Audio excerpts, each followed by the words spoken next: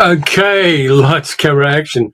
Let me know whether you can see and hear me because it is the usual annual New Year's Eve live stream, which I have put in place to basically hang out with people. And for the people who don't want to go out and get drunk and pick up sleazy people of the complementary gender and sleep with them, it's a nice way to hang out and just talk about movies and talk about the year and talk about our aspirations for the year in future and all that jazz.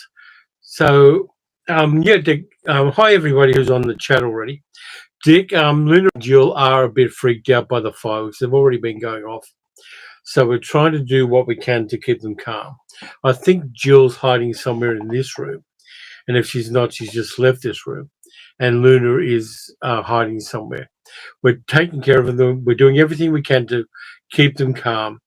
But, of course, those concussive blasts from neighbourhood fireworks, which are, by the way, illegal, is really upsetting them. Thanks for that, Peter. I'm glad that it's coming through. Middle-aged geek guy says, I like biscuits, but these are round lollies that have chocolate inside and crispy orange coating. Yeah, hi, Bented. Hi, everybody. D. Lee, Darren, everybody I've missed out. By the way, super chats are available. And in order to fortify myself, hi, Lee. In order to fortify myself, I've got a Boss coffee here, one of the ones that doesn't have milk or sugar in it. Hi, Evil Pixie. Hi, James. Yeah, so basically I'm fortifying myself with that because it is quite late here. But yeah, we all know it's been a wild and weird year. I won't go into the politics of it, but you know what I mean. It's been unexpectedly, what the fuck, pretty much. But yeah, but for movies, it's been fantastic. There have been some really, really strong films released in 2024. And I've been fortunate enough to have the Australian Film Critics Association pass, so I can go and see more of them than I would otherwise. And I've really learnt a lot more about cinema this year than I've ever learned before. Hi, Keith. How's things up in Yorkshire? Yeah. So actually, I just finished some Yorkshire tea this evening while I was watching movies because we've got a big box of Yorkshire tea, Keith. Hi, Marcus. How you doing up there in Scotland? A place we love. We've been there once 20 years ago, but we do love Scotland. And I've been known to occasionally have an iron brew. But, yeah, weird and wonderful year. I actually hit a lot of films this year. The tally I got up to on my films, he said, bringing up the letterboxd, which is the only reliable way I have of determining how many I've seen, 389 movies, which is pretty good. I've got letterboxd lists for the last 10 years, and this one's fairly up there. James says his ancestry is Scottish, lovely place. And Heather says, yeah, haggis kicks ass. Haggis I like black pudding, all that kind of stuff. Keith says, I'll get my apology in early, like Janet Lee and Psycho. I'm not going to be around for the first hour. That's okay, Keith. Anytime you can spend with us is great. Anytime any of you can spend with us. I know on this clay and granite planet, everybody's in a different time zone. Everybody's on a different sleep cycle. Even the people like Heather, who is in Perth. She's 3 hours apart from us at the moment, on the other side of the country. Excuse me. Mm-hmm. Do I have to show what Jeffers are? Okay, I've got to show what Jeffers are. These are Jeffers. Hang on. And inside the chocolate. We didn't have that one. Thank you. I was going to have that one. James says, I managed 20-something films, which is better than watching one last year. Started to come out of the viewing slump. 10:30 where Angela is. Hi, Angela. Yeah, I mean, for me, it's pretty much what I do. And it's pretty much my business. So if I'm watching a lot of movies, it's not a flex necessarily. It's just a way of me keeping score. And I think one of the things I did this year that I kind of like is I'm seeing films outside my comfort zone. I mean, I was anxious to see things like The Substance, and I love that. And a lot of the movies that I'm being sent to review from Umbrella and Imprint are films that I might not otherwise take a look at. Yeah, Heather says, Collie, she's in Collie at the moment. D. Lee says, airing your sneak peek of the new year for those of us in the Northern Hemisphere may not be as crap as it could be. I think, whether 2025 turns out to be a shitstorm or not, what we can do, and we're all just individual people. We don't have the resources of a billionaire. But what we can do is we can try to keep around us a sane and happier than it would be environment. We can look after each other. We can support each other. We can support the aspirations and dreams of one another. And I think that's kind of important too. And it's one of the things I wanted to do with the channel. I wanted to, what do they say, hold space for people who need help and who need just that little bit of support and who need encouragement and who need to know that people care. And I think outside of doing all the movie stuff, I think that's an important thing for the channel to do. And I'm happy for it to be a safe space for diverse people. And I know there are a lot of LGBTQIA plus people who follow this channel. And this is a safe space for you. If anybody attacks you in a comment or on a chat or anything like that from this channel, I will cast them into the shadow realm, to use that term from Yu-Gi-Oh! And I'm happy to do that. Lee says, I'm right with you, Terry. That's why I ran as a progressive in the recent UK general election. Good, Lee. I'm glad that people are standing up. I mean, I'm not organised enough to be anything political as far as running for office or anything, but I can support people who do, and I can just express my feelings about things and let people know they're not alone. Keith says, have I seen Lord of the Rings TWRTR, the new anime? We'll be interested to know what anyone thinks. I don't like Tolkien. I tried reading Tolkien when I was at school. I tried reading it as an adult. I watched all of the Lord of the Rings movies, but they never really grabbed me. I'm not sure why, but it's one of those areas, and everybody's got them, where it doesn't really grab me, and it's not my thing. I know a lot of people like them. I know a lot of people are incredible fans of them, and I respect the technological and technical expertise that created all of those movies, but it's just not my bag. Heather says, pretty sure Jaffas are an Australian product, so check your imported food shelves. Yeah, what I need to do, if anybody, there's a lot of people here from the UK at the moment. Sorry, England, Scotland, Ireland, and possibly Wales. If anybody wants to send me Twiglets, I want Twiglets. They're a little hard to get here, and I love Twiglets. They're one of my favourite snack foods. So I'm just putting that out there. Middle-aged Geek says, something other than Star Wars. Yeah, Tolkien I don't dig. Star Wars I don't dig. I've been very tempted to do all the reasons why I don't like Star Wars as a video.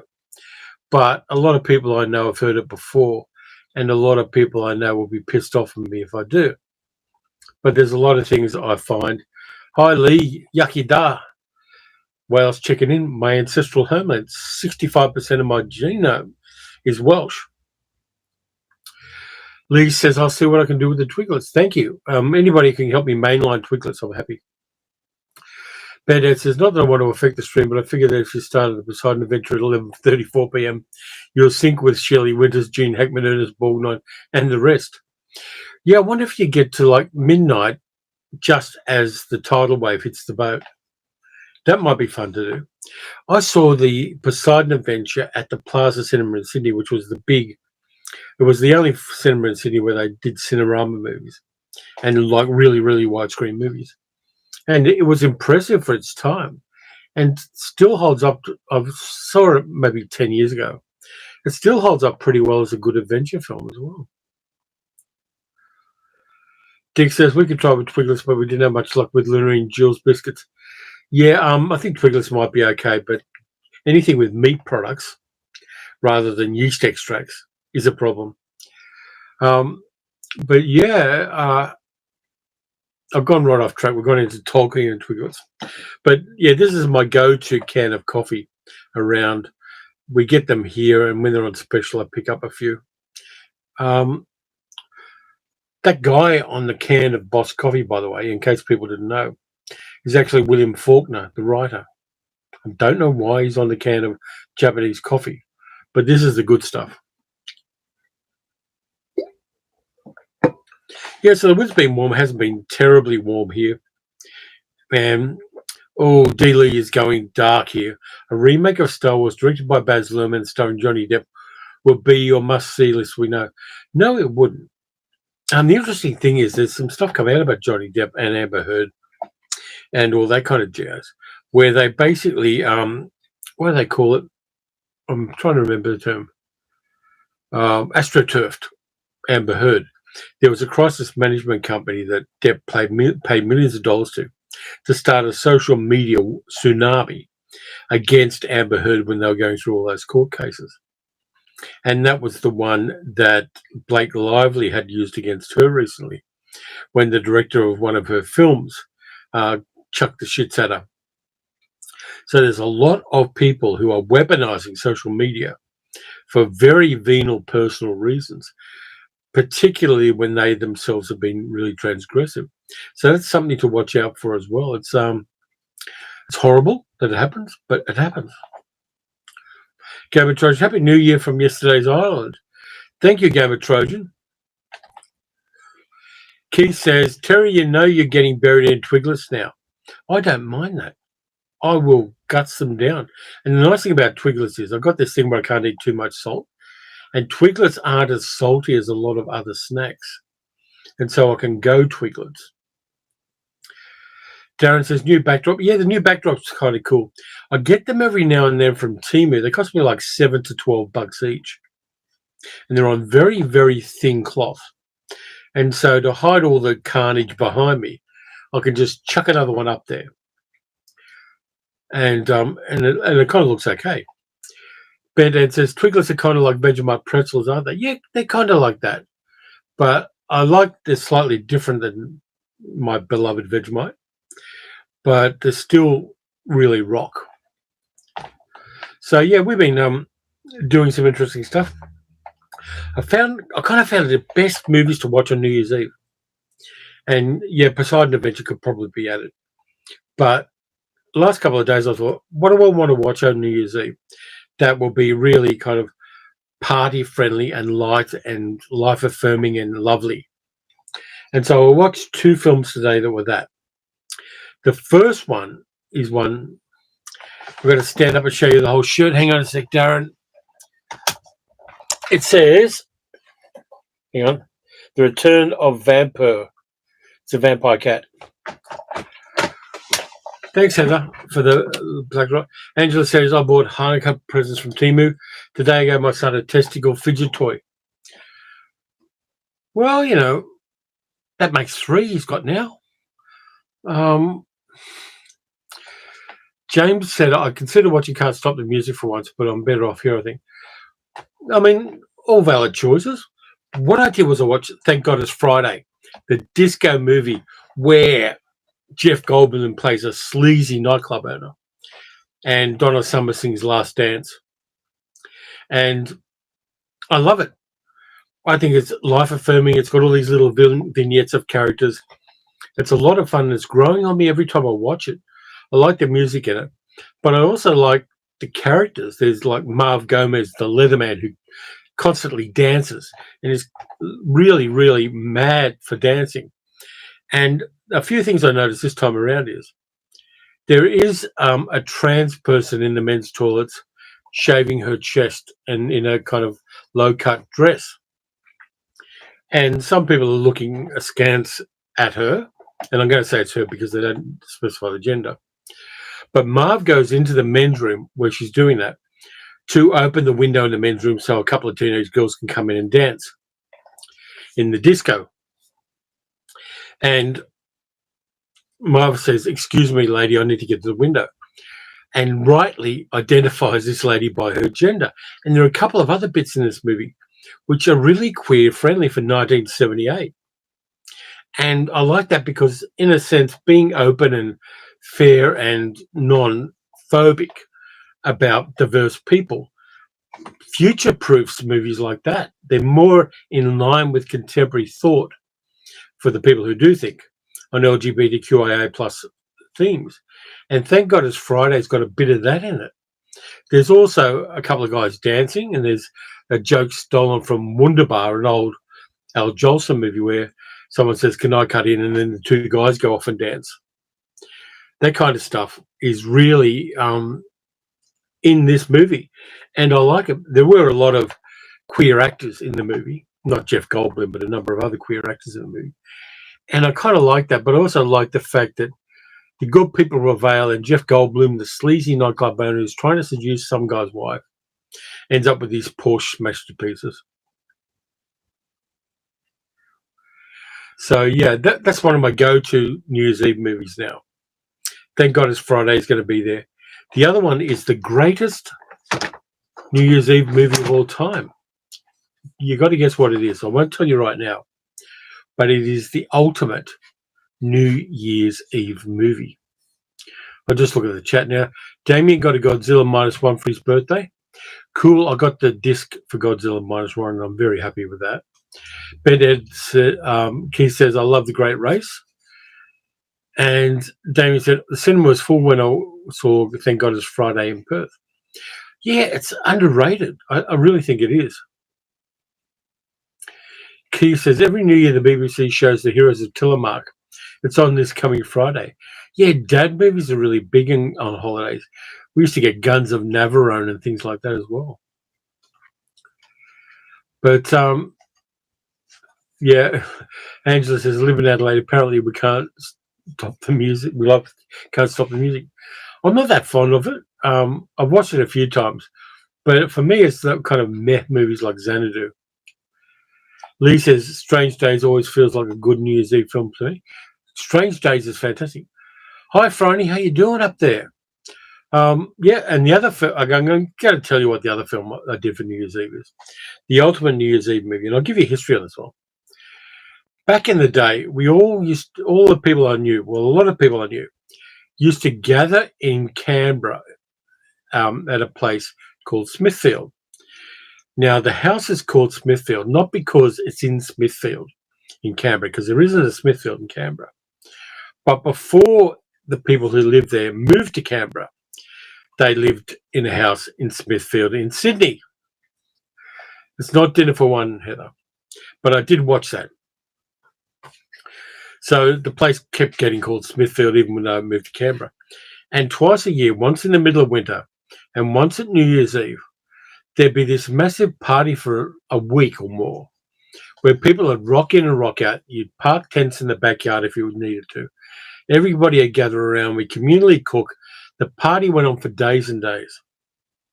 It was an epic phenomenon.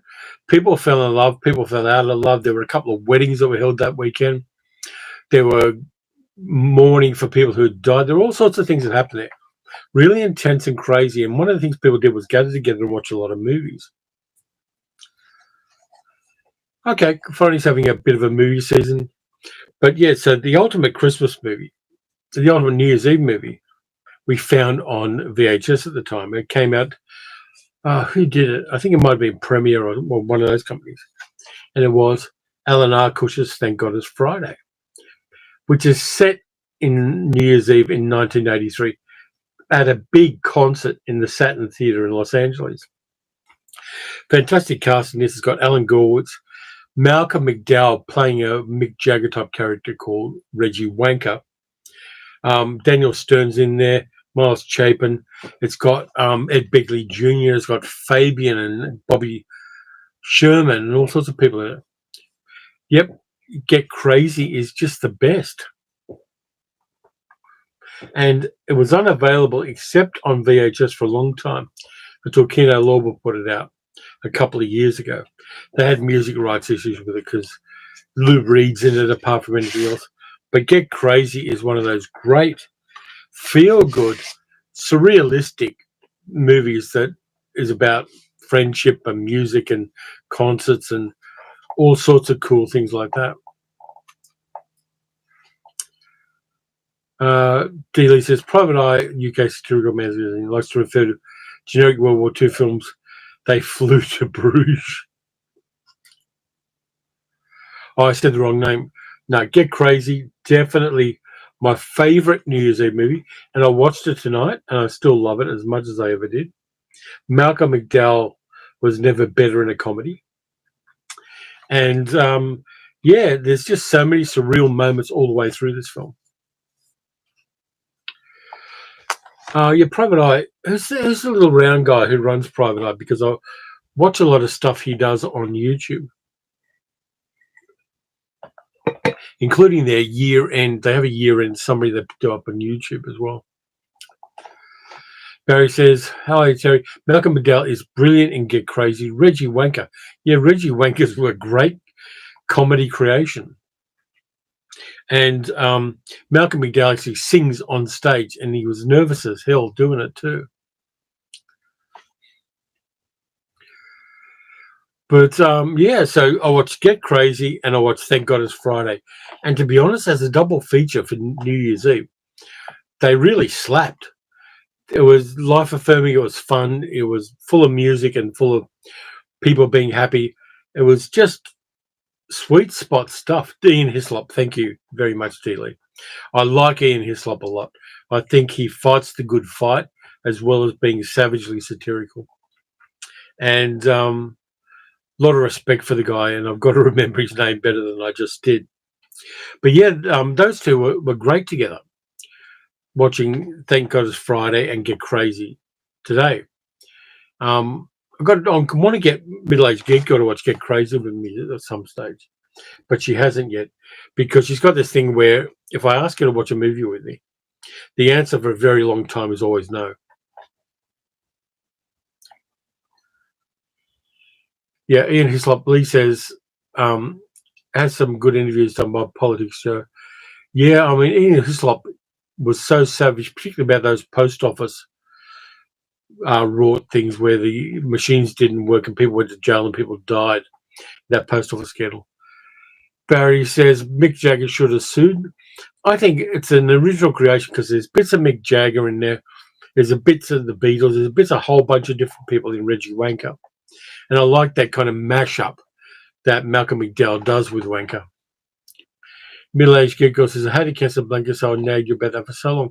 Well, that's because you've either got some kind of tumor in your brain about Casablanca, or you just haven't watched it enough. Everybody who likes Casablanca, give it a thumbs up on the chat, will you? Just so I can be proved right for a change. But yeah, I mean, it's been a fantastic year for watching cinema. I've talked a lot about the movies that I really liked, and they've been smaller films in a lot of cases, though there have been some large ones. Keith says, I'm not a fan of Casablanca either. Okay, we're going on that track. Well, I'll just let that one go then. James says, I like Casablanca, haven't seen it in years. Lee gives me a thumbs up. Hislop and his magazine are also instrumental in causing the recent resignation of the Archbishop of Canterbury. Cool. Yeah, I mean, magazine got started by Peter Cook, for hell. And it's still going strong. Thank you, Darren and Brandon. But yeah, when the real-life refugees sing La Marseillaise in Casablanca, after Paris in the real world had fallen to the Nazis, there's a passion and a determination and a heart in that scene in Casablanca that's magic in a bottle for cinema. I love it unashamedly, partly for the juxtaposition of real world trauma and drama and history and politics in a Warner Brothers movie. That stuff just slaps. James says, I don't think there's ever a time we can take Star Crash seriously. There isn't. Dick couldn't find a thumbs up emoji on my phone. Okay, well, that's good enough. And Middle-Aged Geek Girl says, I'm promoting bullying behavior on your channel. Unbelievable. I'm not. I was saying that this movie is popular, and I was going on to explain why. Yeah, my eyes really brown. Franny loves Casablanca, even got quoted by Mark Kermode once for pointing out it as an example of a remake being great. So is The Maltese Falcon. That was the third version of that Dashiell Hammett story to be made into a movie in Hollywood. And The Maltese Falcon just hit when it got the right actor and the right director and the right script and all that kind of stuff.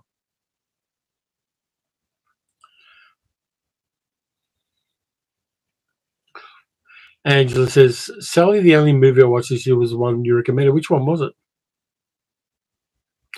Yeah, Dealey, Casablanca is a great film. It had Conrad Veidt and it couldn't go wrong. I visited his ashes at the Golders Green Crematorium this year. That's sweet. And Conrad Veidt's also in Thief of Baghdad, which again is a fantastic movie. I'm going to have to revisit Thief of Baghdad in the new year. By the way, that's reminded me. So thanks, everybody. I've got a new letterbox list that I just started for movies I'm going to watch in 2025. I've already put one movie in there because that's the way you open the list. And I'm going to show you what that is then. But if anybody wants to bookmark this little sucker, that's my 2025 letterboxed list. Okay, Angela saw Abigail. Abigail's fun. Damien says, I love Casablanca, Burgard, Laurie, and Bergman, never better. Also, Sydney Greenstreet's in there. God, I love. Hi, Neil. Happy New Year. Just got back to watching the final sun go down over the Indian Ocean here on the slow side of the continent. Yeah, I love Perth. I mean, both middle-aged Google and I love Perth. Also love southern Western Australia. I haven't been there for a quarter of a century or more than a quarter of a century, probably about 30 years. But I want to get back and head down to all the places down there, Margaret River and all the places further south. Friday says, middle-aged geek girl, you could try Barbed Wire instead. Yep, Barbed Wire with Pamela Anderson at her tittiest is a remake of Casablanca. Nice call there, Friday. But yeah, and Pamela Anderson, 2024, really being admired and respected as a serious actress and as a serious person and somebody who is aging gracefully. There's a Criterion Closet video of Pam Anderson going into the Criterion Closet and picking out movies. She has really great taste in film. She's into like French New Wave and shit like that. And so even though I was never a Pamela Anderson fan because I like women to be biodegradable, her taste in movies is chef's kiss good. So a lot of respect to her this year. Lee says, maybe that's an excuse for me to go to Australia this year. My friend Terry wanted some twiggles. I've just popped over with the delivery. I'm fine with that. Just make sure you get an air ticket with a large baggage allowance, Lee. Heather says, what's the end of To Catch the Thief on SBS this morning? Nice film. I just saw it on 4K. I got the 4K cheaply, and it looks great on 4K. It's got HDR, high dynamic range. Yeah, William, I like women to be biodegradable.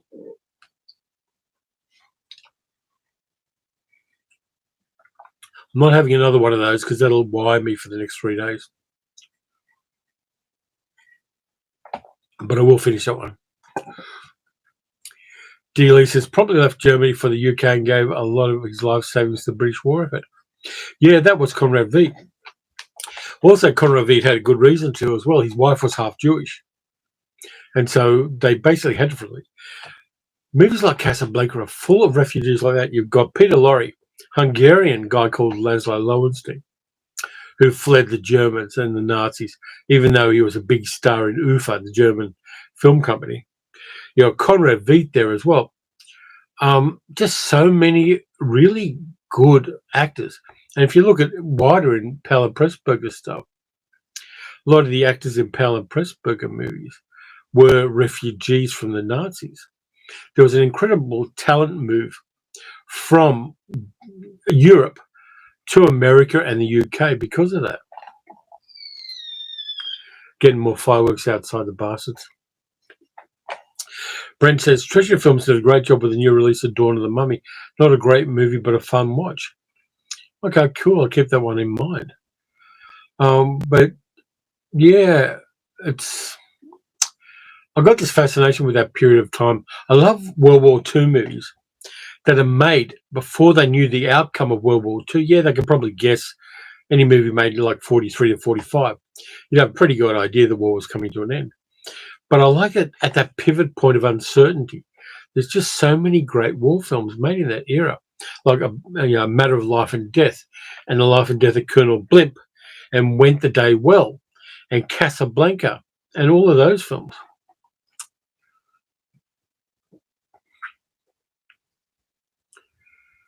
Conrad Veidt might be pronounced Veidt, not V, says Keith. I apologise for any mispronunciation. Ben Dad says there's a great video on YouTube from the person who worked on the restoration of To Catch a Thief in 4K. Can't remember any more details. It looks fantastic. I'm very happy I've got a copy of it. It's not my top tier favourite Hitchcock film, but I think it's honest. It's got a kind of moral complexity to it that I like.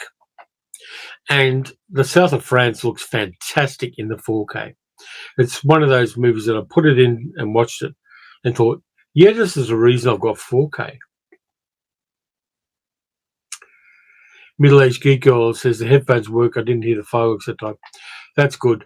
Middle-aged Geek Girl, because she is on the spectrum, has a sensitivity to the loud bangs and things with fireworks. So she's wearing headphones to monitor the live stream as a way of partly blocking those out. So I hope it does work. Peter says, fun facts, all the German regulars in Hogan's Heroes were German Jews. Yeah. Werner Kempler and John Banner were German Jews playing Nazis. That happened a lot. And it's just an amazing period in cinematic and in human history where people fled the apocalypse, in a sense, and used their skills and their talents and their trauma in a positive way. Lee says, I am up to date with Star Trek Lower Decks. I thought it was a great ending. I haven't seen it, Lee. I'm watching so many movies now, and I keep finding new things to watch in movies. I'm not doing a lot of series. The only thing I've watched lately, as far as the series is, I watched Marvel's What If Season 3, and that was good.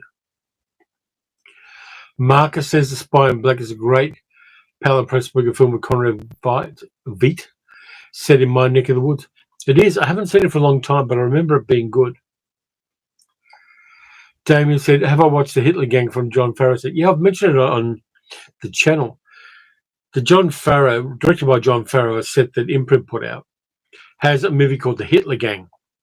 And it's a movie made during World War II that's got the history of Germany going under Hitler.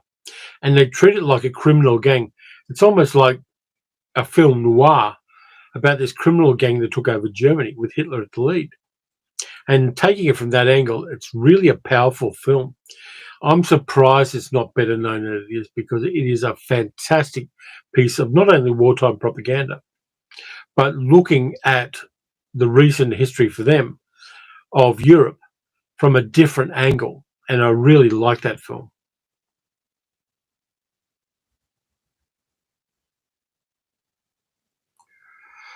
Keith says Murdersville. Anton Walbrook, brilliant in Queens.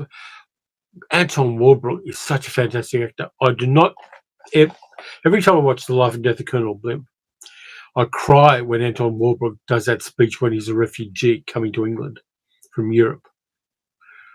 There's something so honest and raw about that. It really hits me every time. And I can't watch it without tears in my eyes.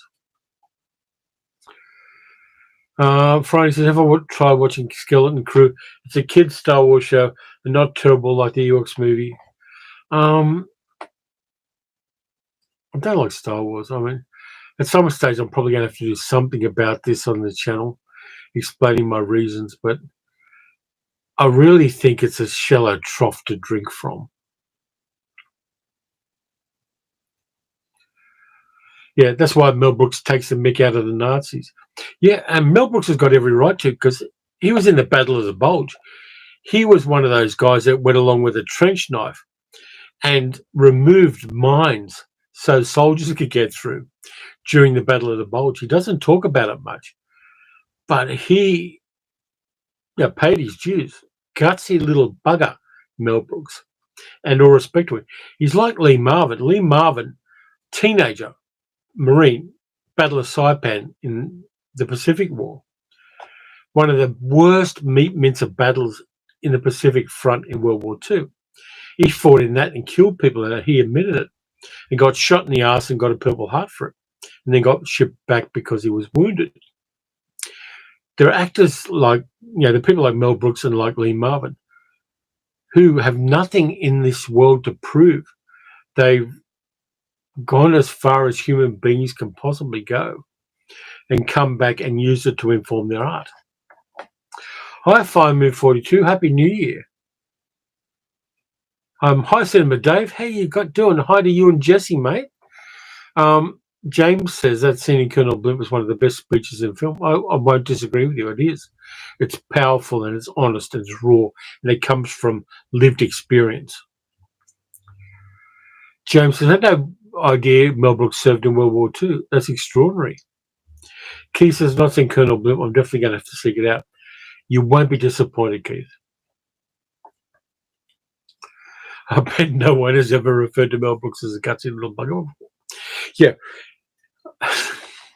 Mel Brooks yucks it up because obviously that was, nobody goes through that without carrying a burden of trauma.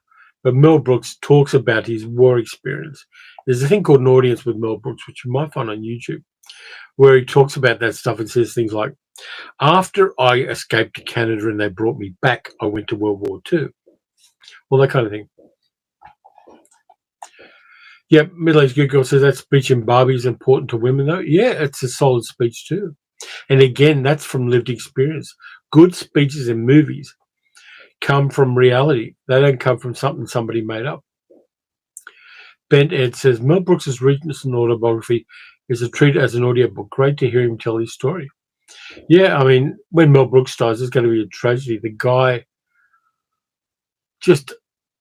so much good comedy, and not just the big ones. Things like The 12 Chairs is a marvelous comedy.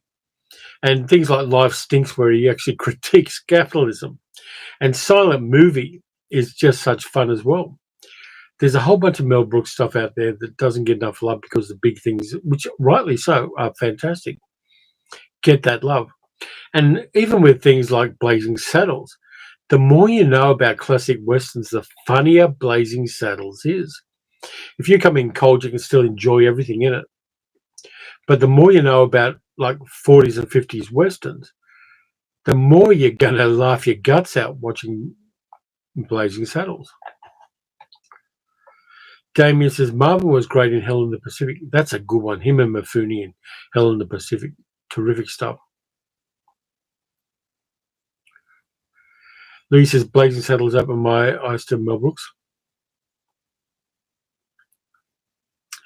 Marcus says, I might see New Year with Colonel Blimp. You couldn't. I mean, starting your year out with Pal and Pressburger is not a bad thing to do. And I think if you haven't seen them, you might go down a rabbit hole of other things like I Know Where I'm Going. Small film, very female-oriented, and that Canterbury Tale. All those lesser Pal and Pressburger movies are fascinating as well.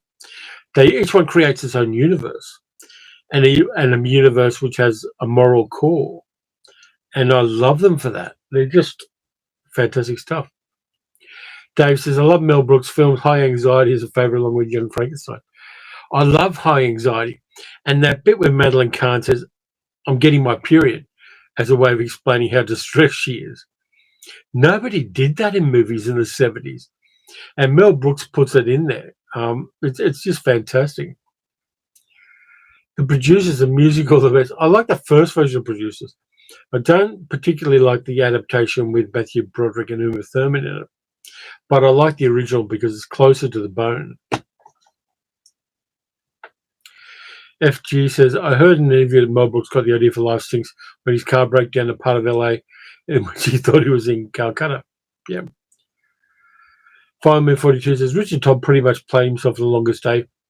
It was actually a Pegasus Bridge on D-Day. Yeah, and Richard Todd's career would have been a lot better if he was taller. Because he was a short little bugger as well. And yeah, I keep wanting to do a trivia quiz, and this is naughty of me. And I don't want anyone to put the answer in the chat, please. One thing I'd do if I ever did a trivia quiz and I wanted to burn my bridges, one of the trivia questions I'd have is, what was the name of the dog in Dam Busters? Now, I don't want any answers on that, but I'm really tempted to want to put that in a trivia quiz at some time because I'm transgressive sometimes. Damien says, I enjoyed Tales of Hoffman. I love Tales of Hoffman. It's got Bobby Helpman in it. The great Robert Helpman, Australian dancer, actor, singer. Middle-aged Giggle says, oops, demonetization.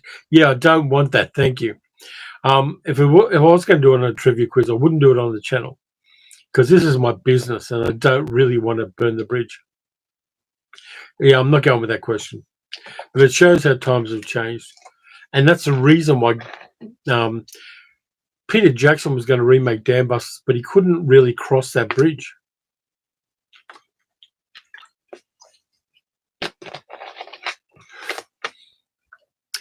Friday says there are two answers to the dog question. They redubbed it in the UK. In the version of the movie I've got Middle-Aged Giggle, they didn't change it. And I've got a Blu-ray, an Australian Blu-ray of it. Great movie. I love the movie. I think it does well with the special effects as well. But no. Lee's seen it with the original name. Let's move off that one. It's the same question that it's the reason why white people don't do Pusher Man from Superfly in karaoke.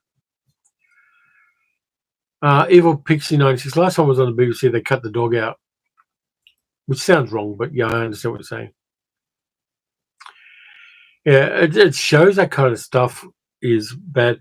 It's like I think it's why Christmas has got a blackface scene in it, and even though it has been re-released on Blu-ray and 4K recently, people have a real problem with that, and for obvious reasons. Pity about the Dam Busters remake, Peter says. The script was going to be written by Stephen Fry. Fry says, also why we don't talk about H.P. Lovecraft's cats. And Middle-Aged Giggle says, the same reason why I stopped playing Grand Theft Auto 5 was too much. Darren says, Sir Stephen Fry's of this birthday. I'll let you know something, Darren. I don't do honorifics. I don't believe in royalty.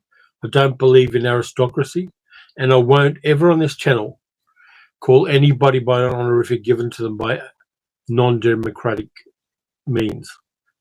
So I don't do lords, I don't do ladies, I don't do sirs and ladies as a moral thing, because to be honest with you, royalty exists because their ancestors were ruthless psychopaths, and I don't think I want to give that any oxygen.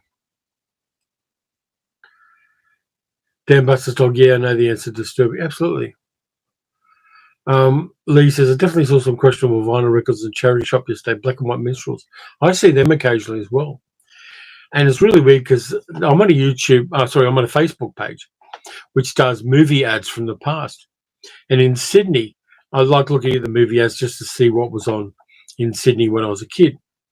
And one of the ads on the newspaper page is for the Black and White Minstrels live show that played in Sydney for a hell of a long time. Darren says, I'm glad I live on a planet with Sue Mick Jagger, like going back to the 60s and explain that one to him. Lee says, SF has recently been apologising for J.K. Rowling. I think I've gone off him. That's a shame because J.K. Rowling is a repugnant human being who hurts trans people by the things she says about them. There's a lot of Harry Potter fans out there that I'm kind of disgusted with because they're, by whatever means, giving money to a woman whose opinions, and they are only opinions, they're not based on fact in any way, are incredibly hurtful, repugnant, and disgusting. And yeah, and the other thing too is Stephen Fry, unfortunately, has been defending Israel in ways that are cruel to Palestinians. Key says, multiple choice question time, Terry. Peter Sellers, was he a great movie star or so-so, or C, a talent wasted? I think he was a chameleon. Peter Sellers did some great things. There's a movie with Richard Todd in it, oddly enough, where Peter Sellers plays a really brutal gangster incredibly well. He could change into anything he needed to change into. He had that mind. I don't know whether he did it with any great depth, but he did it with a clarity in when he did various kinds of roles. And it was like he created a whole human being out of it. Whether that was a deeply felt human being, the way we feel for other characters, I don't know. But I think Peter Sellers was one of the great chameleons of cinema and could play a whole bunch of different stuff. He eventually went with the money and followed the money route and followed the comedy thing. But I think he was one of those people that submerged himself into characters and could create characters off the cuff. He did it on talk shows. Just an amazing talent in a certain very specific realm.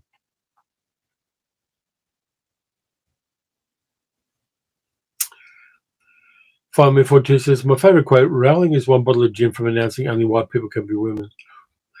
I don't know about that part, but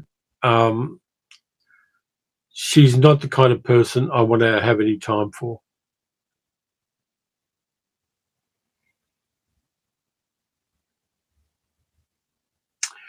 Darren says, fair enough, I have so much blocked on social media these days, I'm out of the loop.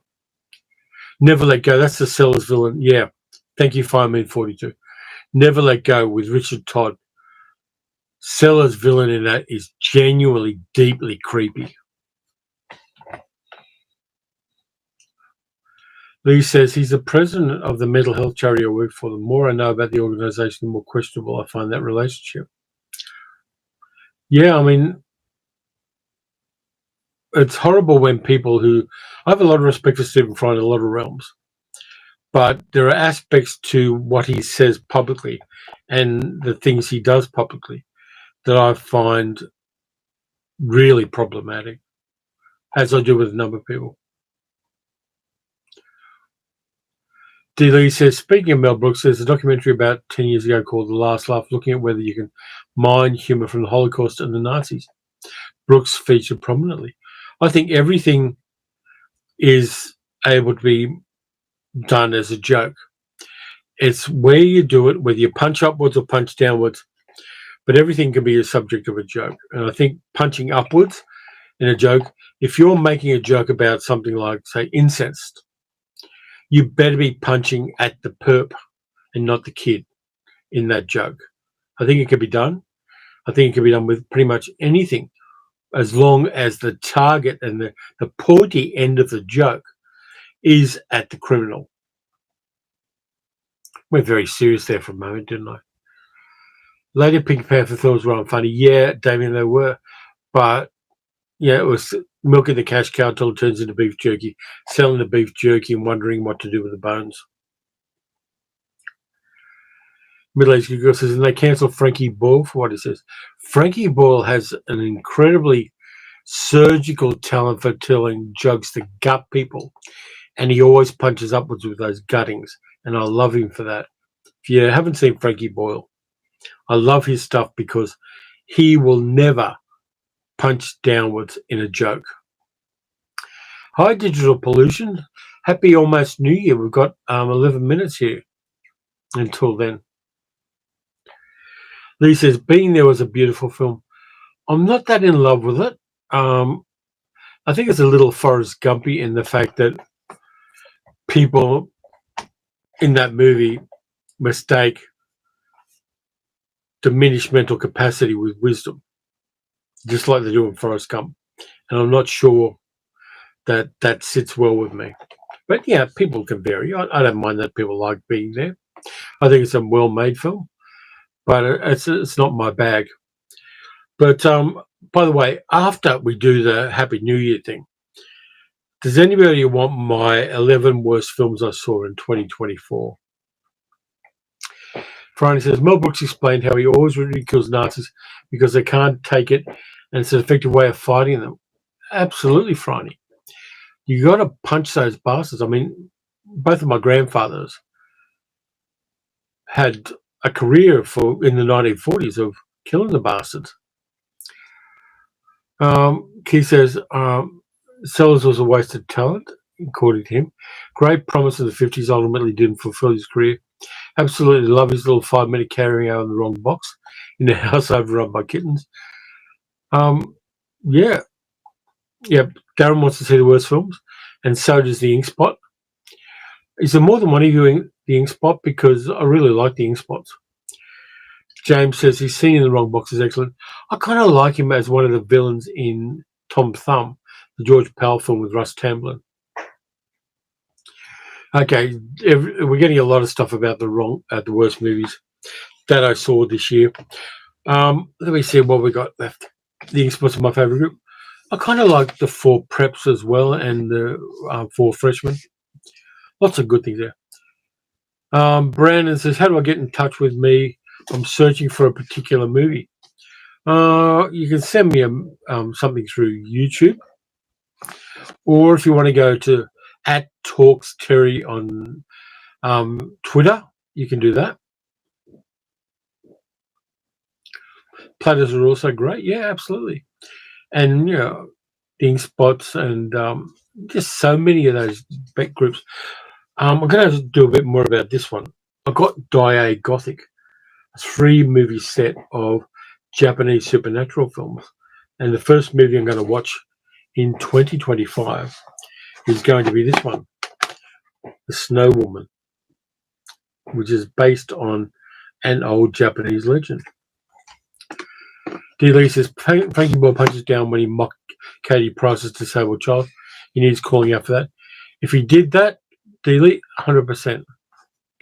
Dick says, Carol says, yep, would love to hear the worst movies too. Brandon says, through YouTube, mate, I don't do Twitter. Good night. Okay. Well, then, okay, I'm not sure what that was about. Wrong Box is fabulous. Never understood being there. Loved all the rest of his work. Yeah. I didn't love his Fu Manchu movie, which was one of his last ones. But, yeah, there's just... And we've been getting so much cool stuff coming out. I mean, the stuff that Umbrella's bringing out, there's a lot of Asian cinema I knew nothing about that Umbrella's bringing out. There's a lot of Australian small films that Umbrella's bringing out that's really great. It's just we are so wealthy in this. I mean, if you can afford to buy things, of course, or acquire them, there's just such a wealth of films coming out and things that I never knew anything about. Ink Spot says, the party is my favourite. I don't like the brown face in the party, but apart from that, it's funny. James says, the Dai Gothic box set has me interested. I'll show more of it after the hour. Darren says, is Snow Woman based on the same story as the one in the Quiet End? Yeah. Lafcadio Hearn's stories. It's based on that. Raphael says, Happy New Year. Thank you for the great insights and information. At 70 years old, I thought I'd seen it all, but apparently not. Nobody has seen it all, Raphael. And that's the thing. I'm trying to show people the stuff they haven't seen. And obviously we're sharing the love of the stuff we already have seen. But I love the fact that I keep discovering movies from the past I knew nothing about. And yeah, there are times where we think, yeah, I've seen everything. And then a whole realm of films you didn't know about opens up. It might be in a foreign language. It might be an actor in a foreign language you don't know anything about. We're all on this crazy journey, and it's just such fun.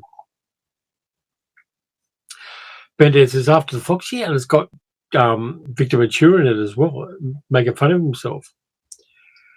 Dilly says, being there's a classic Holy Fool story. I detected a touch of it in Old Boy, oddly enough.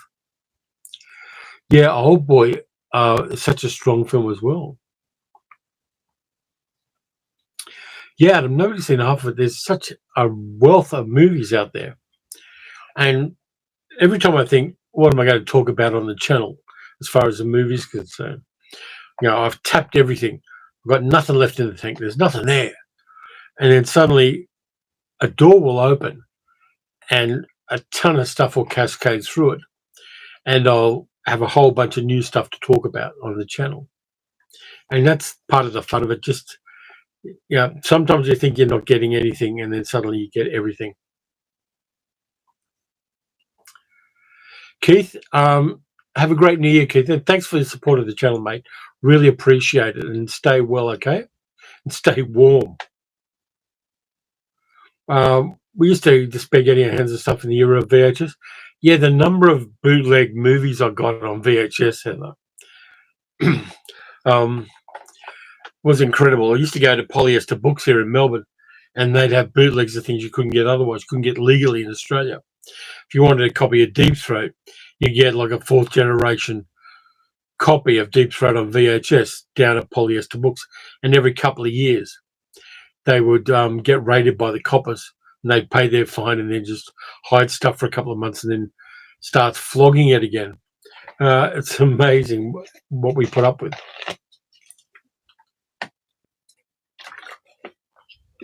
Damien says, my copies of Panic in Year Zero and Yokohama Blue are waiting for me to pick up. Cool.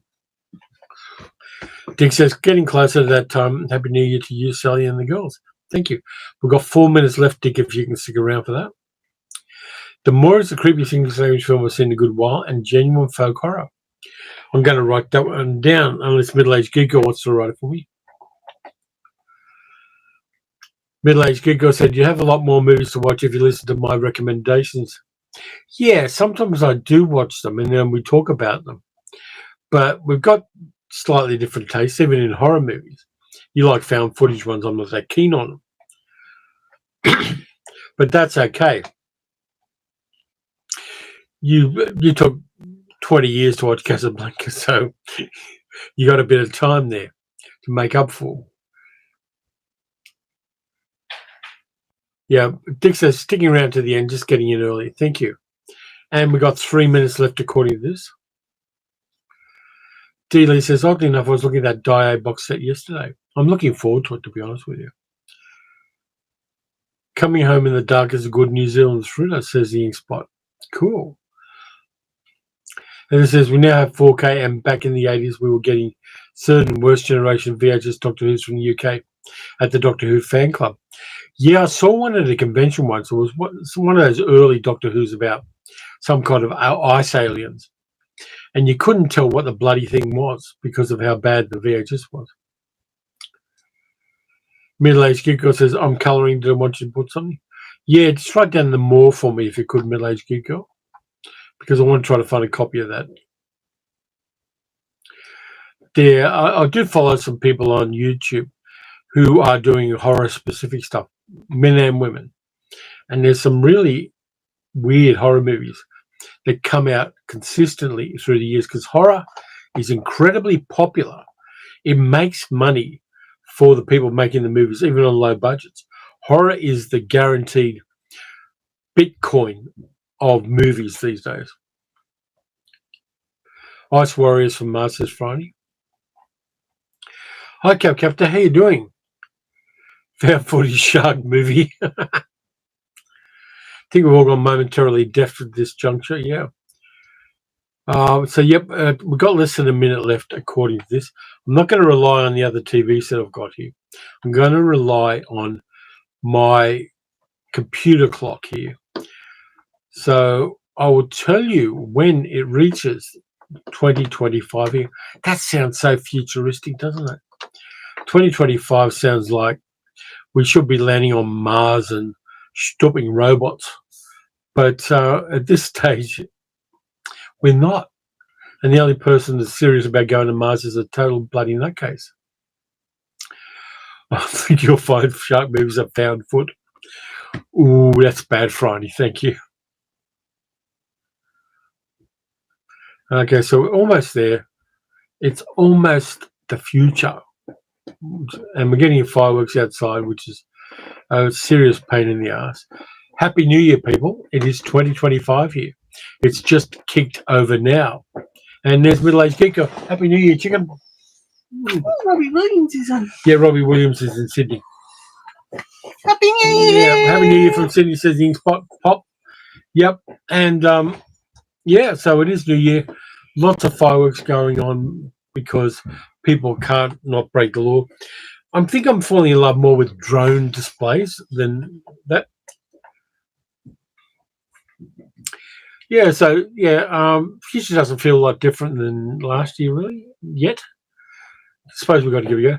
Happy New Year from Minnesota, said Cap. I love Darren. Wow. Thank you so much for that bump, mate. Did you mean to do that much? Wow, thank you so much. Yeah, Cap, I love Minnesota. I spent 2 weeks in Minnesota in 1998, in Minneapolis mostly. I did go to Red Wing, which sounds a bit menstrual, but it's actually a town, as you know. But, I love Minnesota. I love people in Minnesota as well. Happy New Year to everybody. And I'm going to do my New Year's speech now because it's that time of day and time of year. Yeah, Sydney fireworks are going off on TV at the moment over here. I really want us to be optimistic about 2025. It's going to be a tough year for so many people. It's going to be, we know who our enemies are. We know who the people who want to keep their thumb on our heads and push us down are. We also know the people who stand beside us and stand strong with us in many, many things. The future's tough, and there's so many people who are weaponizing these wonderful technologies we have that enable me to do this channel and to talk to all you about movies and do all of that stuff. But they're weaponizing it against people who need our help and need our fellowship. And one of the unexpected things about this channel, which I never got with podcasting, I never got it when I did the radio, I never got it with fanzines, is I can be an ally to people who need allies. And I can stand beside people who need me to stand beside them and who need somebody to speak up when arseholes are trying to prevail. And I think what we can do in 2025 and all the years that we have left is to stand beside each other and to show love and respect and care and to listen to people's stories and to listen when people tell us who they are and what they are, whether they're arseholes like Trump and Musk or whether there's some lonely trans kid who just needs somebody to give them some respect. That's how we build our future. That's how we creep our way to utopia. We listen to people who need us to listen to them. We stand up beside the people who need to stand up beside. And we share common humanity and also love of movies. That's what we do. That's who we are. That's what this channel is. And it will always be. So that's the end of my speech. Middle-aged Geek Girl says you can hear the fireworks through the chat. Happy New Year, Gigi Galaxy. And Gigi voted for Harris. I'm sorry you didn't prevail on that. Yeah, we're getting all the fireworks here. I've got the TV muted, so it's not coming from there. It's coming from people in my next street who obviously bought them illegally. And there's going to be a lot of that for a little bit. We'll let it settle down. But yeah, this channel, I really want it to be a positive thing. And I want it to, not for me, because, I can look after myself. It's nice that the channel is making me a little bit of money. And it's a business. I never knew I'd own a business this late in life. But I really love the fact that we have these technologies to talk to each other. This is a natural progression for me. I started out doing fanzines in the 70s. My first fanzine was 1979. And I did them all the way up until the 21st century. And then I did podcasting in the 21st century. And then I did YouTube, which I started about 10 years later than I should have.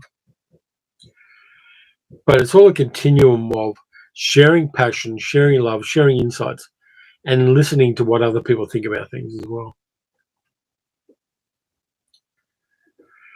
Dick says, missed some of the things you said about that. Basically, I'm saying that I'm standing up with people who need us to stand up with them, Dick, and stand beside them and listen to people and listen to the stories and watch more movies that are coming from diverse viewpoints. Things like I saw the TV Glow came out this year, which is a metaphor for the trans experience. That stuff is important for me to learn because you stop learning, you start dying. Robert Lee Meyer says, great speech, short and to the point. I can't wait for all the movies you're going to tell us about in 2025. There's going to be a ton of them, Robert. There's going to be a shit ton.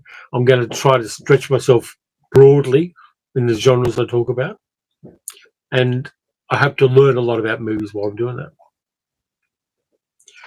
Lee says, you've given me some great recommendations. My pleasure. Yeah, it's old Satan Claus is out there, Jimmy, like they say in The Last Boy Scout. And we really need to look after each other, because if we don't, there's not much for us. But I'm going to go and get off that subject and talk about the worst movies I saw this year. So buckle up, kiddies. I'm going to give you these 11. I could have picked a lot more. I could have added things like Madam Web, which I've already spoken of in the channel a lot, and Craven the Hunter. So we'll just take those as accepted, okay? Let me get a bit of water first, because I'm getting a little dry. By the way, those Sydney New Year's fireworks are great. I once did fireworks in Sydney and had a big canister rocket that blew up directly over my head when I was there in the North Shore. It felt like I was in the middle of the Blitz. Cab says, love your recent vids on small films. It really provides us with little known treasures. Yeah, I mean, it's easy just to talk about big films because everybody on YouTube is talking about them. But yeah, picking the little grits of the small good stuff out, I find much more rewarding. Gigi says, thanks for recommending these final hours. Loved it.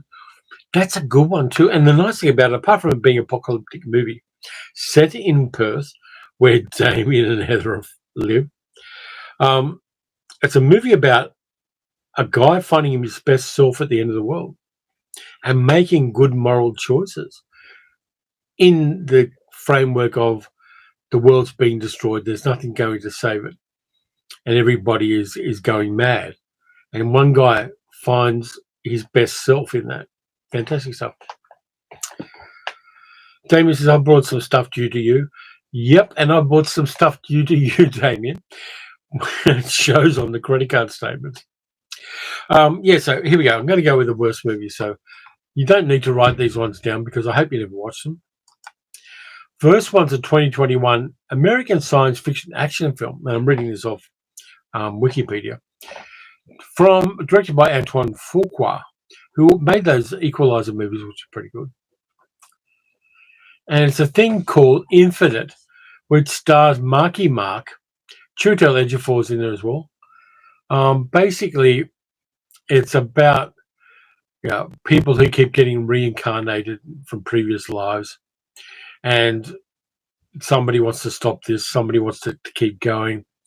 It's kind of like a light version of Highlander without the sword fights and without the cool stuff. But Infinite is just ordinary. It's one of those Netflix movies, and Netflix is doing this stuff where you get these mediocre movies coming up. They know they're going to make a shit ton of money out of them because they can put them on every market across the world with some very dodgy dubbing or subtitles. But Mark Wahlberg is interesting in the fact that he has a career. Yep, he's ripped and he looks good with his shirt off. But every character he plays is the same. And I watch that and I don't know why. And the thing is, they put good character actors in these movies with them. Chiwetel Ejiofor is a good character actor. Toby Jones is in this as well. And you get these good character actors that are basically cashing checks in mediocre Netflix films. And they're just crap. So I watched that. Next one I watched is also a Netflix film. which stars one of the most overrated actresses in movies at the moment, Gal Gadot. And it's a thing called Heart of Stone, where she plays the usual super secret agent, pew pew, bang bang, gets betrayed, great locations. You always get those beautiful swooping shots, shot from drones of incredibly beautiful locations. And the drone will zoom in on a building where you know there are people inside it who are doing spy stuff. And then they cut to a wireframe diagram of the building, and you can see the people inside the wireframe diagram running around shooting things. It's that kind of movie. Happy New Year, Janet. So yeah, Heart of Stone is ordinary. And again, they're putting good actors in the minor roles. Jamie Dornan, who's okay, is in there. Sophie Okonedo is in there as well. B.D. Wong's in there. Just Glenn Close is in there as well. But basically, it's about just the usual spy shit. And Netflix pumps these things out about 8 times a year. Darren says, if only Hitch had a drone for the start of Psycho. I mean, Darren, I've got no problem with drone usage, but they're used in a cliched way in these movies. It's great that we got technology to have these beautiful swooping shots and not do them with helicopters anymore. But they're all a bit same, and they're all a bit eh. So that one, don't recommend. Not a fan of it at all. Let me have a look here. So, and we're getting more fireworks still. It's like, I feel like Dad's Army with all these explosions around. But I'm getting off track. Next one. Now, these next two are 2 movies that I got from Imprint.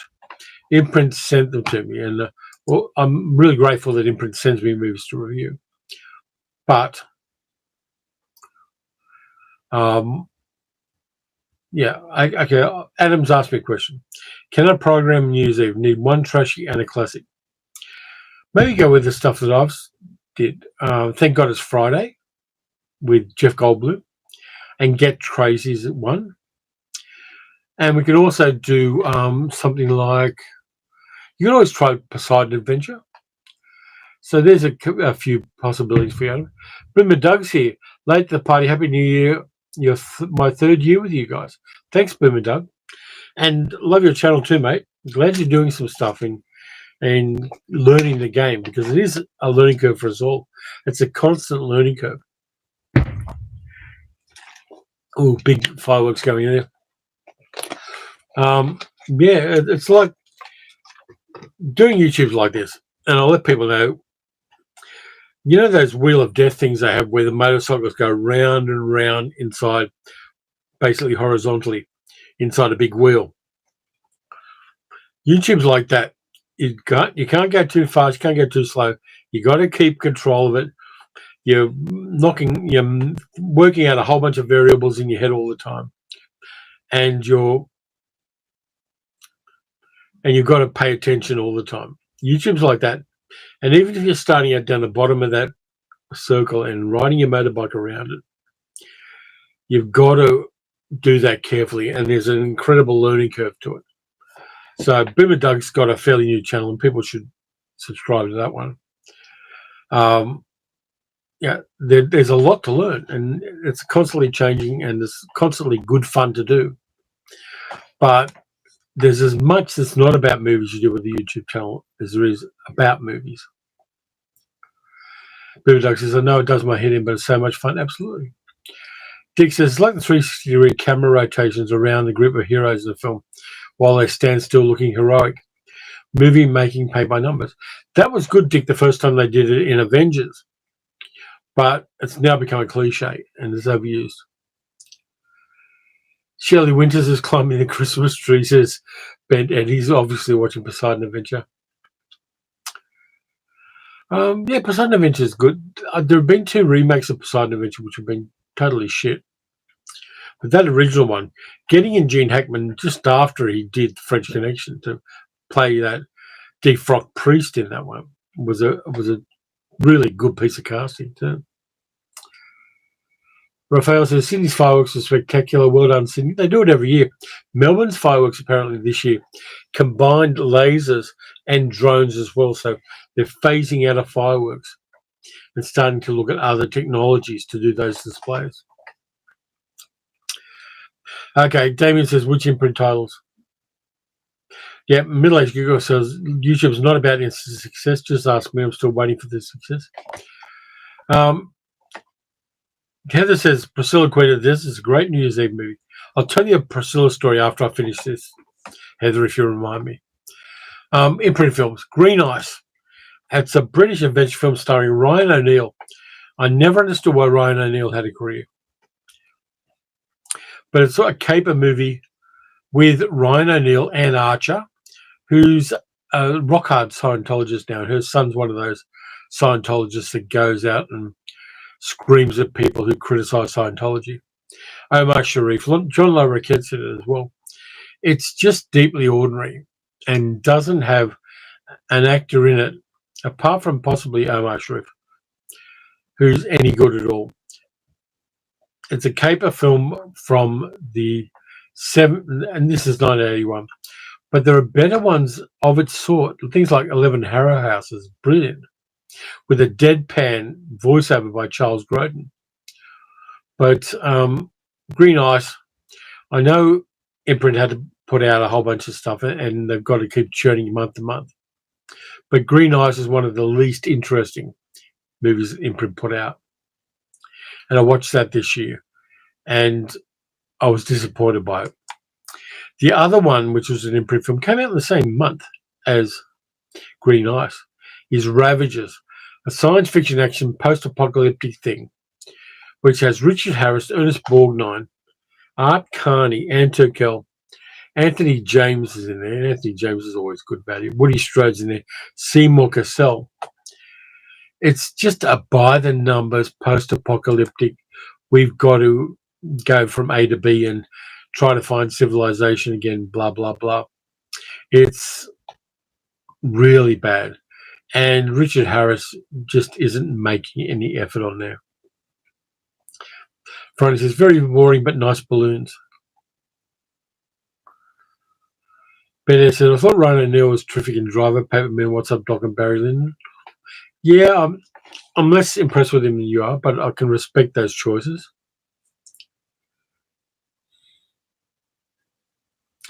But Ravagers, if you're going to watch a post-apocalyptic movie, that's not the one to watch. And Imprint have done some great things this year as well, but that definitely wasn't one of them. Now I'm going to take a sip before I go to the next bad movie I saw this year. Got 2 more bottles of water, so I'm stocked up. Saw this one at the Sun Cinema in Yarraville. Dystopian action comedy, it says here. Boy Kills World, which stars Bill Skarsgård, Michelle Dockery, Famke Janssen's in there as well. It's this weird thing about a boy living in a dystopian city who's basically raised by a martial arts guy, and the bad guys who run the city have made him deaf and unable to speak. And he has this voiceover in his head, what he thinks his voice would sound like. And the person they get to do that voice in his head is H. John Benjamin, who plays Archer in Archer. And he does an Archer voice as the internal monologue of this character played by Bill Skarsgård. It's got lots of fighting in it. It's got lots of pew-pew and punching kicks. It's got Shalto Copley and Yayan Ruhian, who has been in a whole bunch of very good Indonesian martial arts movies. But it's really bad. I don't like it at all. That voiceover kills it because it makes it sound like a cartoon. Janice says, great caper film. Happy New Year with Lino Ventura, French from the mid-70s. Lino Ventura is great. I've seen him in so many good films. Love Lino Ventura. Middle-aged Geek Girl says, H. John Benjamin also played Bob Belcher. But yeah, Boy Kills World is just, were these people totally fug-drugged when they made it or what? Didn't like it at all. And it was very disappointing that I went and saw that. And I don't recommend it. It's probably on a streaming service somewhere, and if you're bored and can't find anything else, you may watch it, but you'll probably regret it if you do. Change of water bottle. I always stock up for the live streams now. Oddly enough, when I'm doing my driving vlogs, I always forget to bring a water bottle with me and end up all parched. So I saw that. Then I saw Argyle, the movie with Bryce Dallas Howard and Henry Cavill and Sam Rockwell and Bryan Cranston. Catherine O'Hara's in there, Dua Lipa, John Cena, Samuel L. Jackson. This one I'm kind of semi-hateful towards.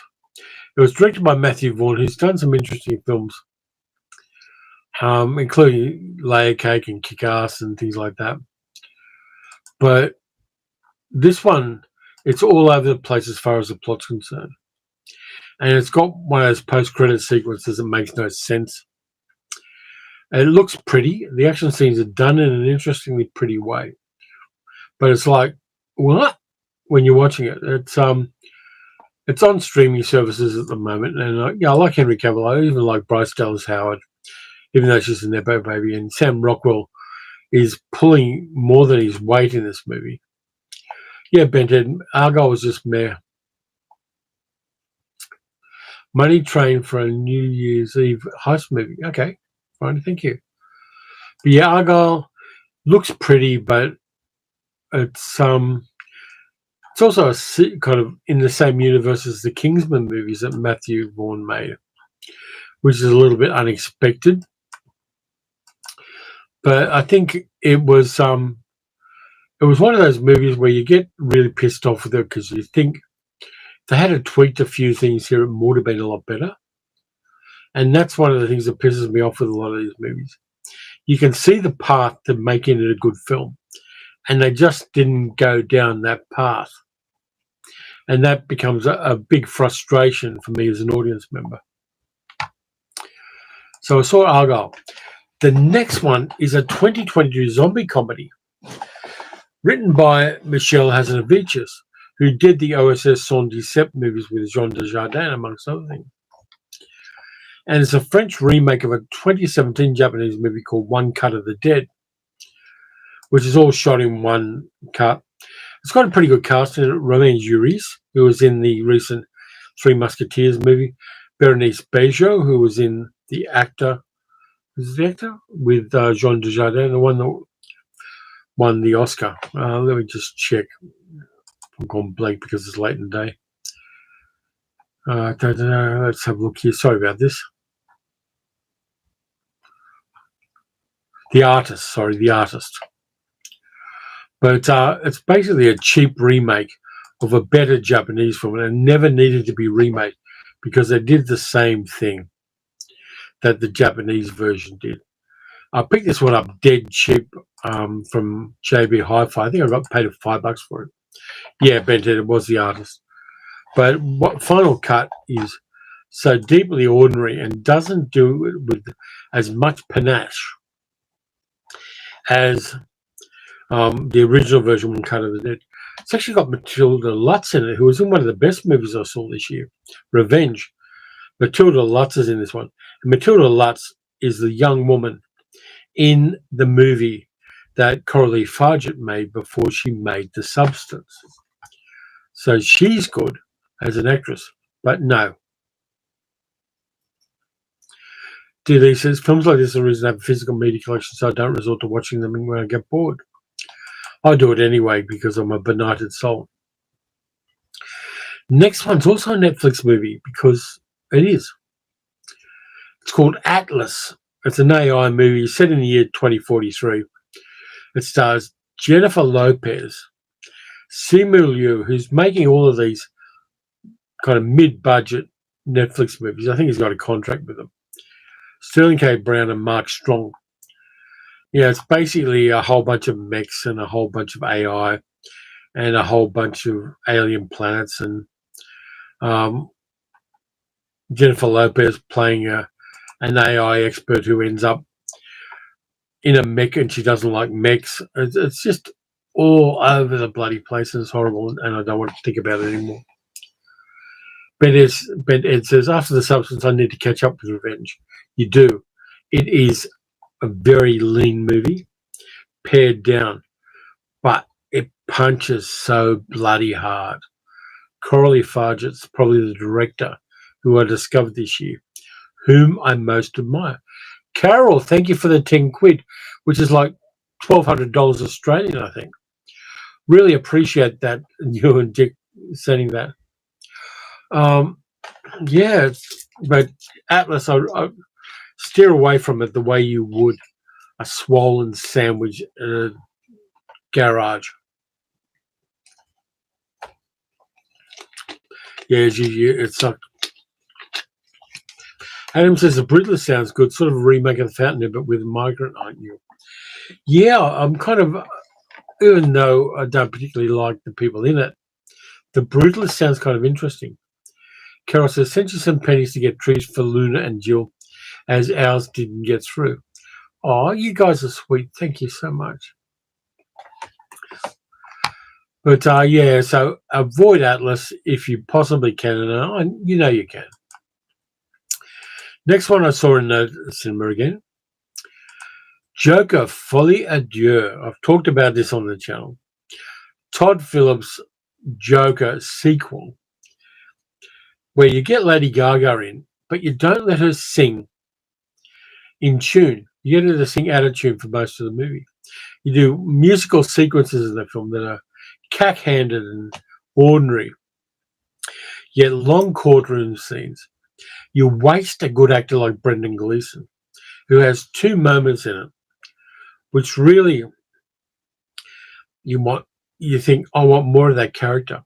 There's a little bit where Brendan Gleeson's character, he plays a prison guard in this, starts singing in a choir, and he's got a good singing voice. And you can tell he's passionate about singing, but he doesn't get any agency in this movie. Joker Folie à Deux is just basically Todd Phillips thumbing his nose at the fan base for the first film. I wasn't particularly a fan of the first film, but I've got a real problem with a movie creator who disrespects his audience because he can. And that's the problem I got with that. James says the Joker sequel just sounds misbegotten. I think it is. I think it's just basically a movie maker pissing on the audience from a great height. Middle-aged Geeko says Luna's under my desk and Jill is hiding somewhere in the room as well. I'm glad they got some support. Angel says, I have to go for a sec to make sure the cats are okay. I'll be back in 10 minutes. That's fine. Yeah, Damien didn't like the first Joker movie. I wasn't that big a fan of it. I want to see the new Superman movie while we're talking about DC IPs. Got a bit of faith in James Gunn, who once replied to a tweet I sent him back before he really hit big. I think he knows what he's doing, and his take on Superman is going to be an interesting reboot for it. I saw the teaser trailer with Crypto, the Superdog, and I'm there for that kind of shit. But Bandad said, yes, they'd earn $1 billion at the box office. This is the Medellin cartel argument for movies. Movies that make a lot of money, people think are good because they made a lot of money. Cocaine smuggling makes a lot of money, but I don't think it's a good thing. Movies that make a lot of money, there are a number of them. Look at the Avatar films. They're a really good example. I'll tell you why in a second. The Avatar films made all the money in the world, but they've got no cultural impact. Okay, I'm live on the news stream, so hopefully people will come across for that. There's nobody on it at the moment, so hopefully people will find it and we'll get there again. And I'm talking to myself at the moment, but it won't be a sec. I'll try to go in here as well.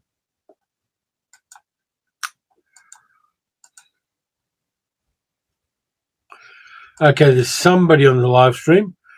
So, yep, new live stream has started. Yep, we're back. And hopefully we'll get the live stream going again. I can finish my thing. Okay, here we are. Yep, we're back again. Everyone's coming back now. I'm fine, Bradford. Okay, slowly coming back. I'm not sure what happened there. Everything just shut itself, and I'm going to turn off my TV to see if I can stabilize the bandwidth. Let's have a look here. If I can find the TV remote, which is somewhere on the desk here. Screw it. Not going to waste it. Hi, everybody. Here we are. Sorry about that. It just suddenly balked. The internet connection didn't go down. The thing just bloody balked. I'm going to continue with the movies I saw this year that were shit. After I have a drink.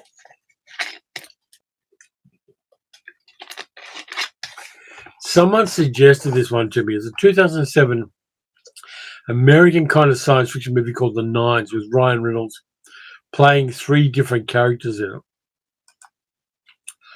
And it's bad. The Nines I don't recommend to anybody. It is incredibly horrible. It is just... I'll tell you the spoiler in The Nines as well. Ryan Reynolds' character ends up being God. That's how bad a science fiction movie it is. Guilty to the nine, says Friday. Yeah, it's one of those ones where I wanted to punch myself in the eyes for watching it. It was seriously bad. James Cameron was listening and pulled your plug. Yep. Yeah, thanks to Peter and Andres for the super chats. Absolutely. Thank you very much, both of you. Yeah, James Cameron basically, no cultural impact on the Avatar films. People go to see them to see what the fuss is about. And then nada, absolutely zero with the rim removed, cultural impact. And that annoys me with those ones. But let me just do this. I'll do a heart to everybody. So I saw The Nines, and I don't recommend it. The last one is a 2021 caper film directed by Rennie Harlin, who back in the day made some kick-ass action films. But it's a thing called The Misfits, which stars Pierce Brosnan and who else is in it? I'm trying to remember who else is in it. Pierce Brosnan, Nick Cannon, Tim Roth's in there, cashing a check. It's partly set in Abu Dhabi. Thanks, Divining Dragon. Happy New Year. And yeah, The Misfits is weird because it's supposed to be a caper film about stealing gold. An altruistic bunch of people get together and steal gold from the bad guys. And they recruit a master thief played by Pierce Brosnan, who looks like he's either recovering from COVID or he's been drinking for a couple of years. And it's bad. Rennie Harlin directed it. It looks flat and ordinary. It's really, everybody doesn't want to be making that film. I just dislike it a lot. And I'm really disappointed in it. So I'm going to have a sniffy thing here. I've got a blocked nose. But yeah, I don't recommend that. And the interesting thing is, when I saw it, it was on, I think, Netflix or Amazon, one of those, doesn't matter. Because it came up with a thing on The Misfits saying, this movie is leaving the platform it's on in 27 hours, which means it's not on there anymore. But Jesus, a poor effort. I mean, it's got beautiful locations in Abu Dhabi and does nothing with them. Totally unrealistic. Hi, Taker 68. Happy New Year. But yeah, that one really cheesed me off a lot. I promised Heather I would tell the Priscilla Queen of the Desert story. When I saw Priscilla Queen of the Desert, One of the locations there is Broken Hill. It's one of the same locations they had in Wake in Fright. It's a place with a really colourful hotel where Priscilla the bus stops, and I think it's Hugo Weaving gets out of the bus wearing a dress made of sandals, and they go into a really cute hotel. I saw Priscilla, Queen of the Desert, in the cinema around the corner from that hotel. And no kidding, apart from me and the person I was with, everybody in the audience was an extra in that film. And they were in there so they could see themselves on the big screen in those scenes. And I looked around, and yep, everybody in the audience was an extra in Priscilla, Queen of the Desert. And then the next day we went out to the Monday Plain, which is the bit in Priscilla where the bus stops and the drag queens and trans lady get out of it and look across this endless desert plain. That's the Monday Plain. So it was really weird seeing Priscilla at one of the locations for Priscilla. Now, the other thing I was going to do, and I'm not sure what time we got about 20 minutes left. This Daiei box set that I mentioned at the start of the truncated live stream from Radiance Films, who are putting out some really weird and wonderful and also fairly cost-effective things, has 3 Japanese horror films from the 1960s in it, made by Daiei Studios. First one is by Tanaka Takuzo, which is The Snow Woman, based on the Lafcadio Hearn story. There's the back of it. So it's one of those kind of movies. The next one is The Ghost of Yotsuya, a film by Mitsumi Kenji. There's that one. And there's a back cover. And The Bride from Hades, directed by Yamamoto Satsuo.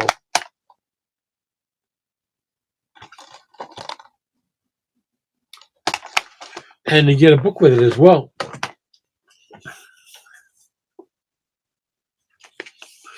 I'm looking forward to watching these in the early part of the new year. And it's got stuff about the various legendary creatures in it as well.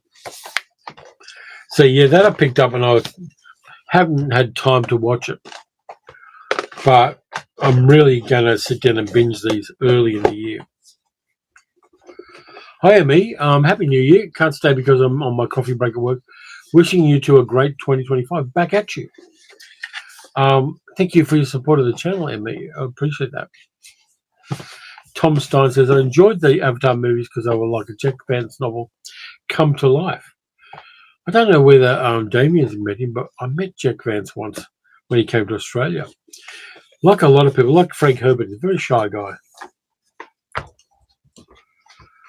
But yeah, so any good Japanese stuff like this, I'm a sucker for. And so Middle-Aged Geek Girl says, what's in store for Terry Talks movies in 2025? I want to do more diverse movies. I know science fiction rates really, really well on the channel. It gets a lot of views, which is why I put together Science Fiction Saturday. But I really want to focus on other genres as well. I want to do some crime stuff.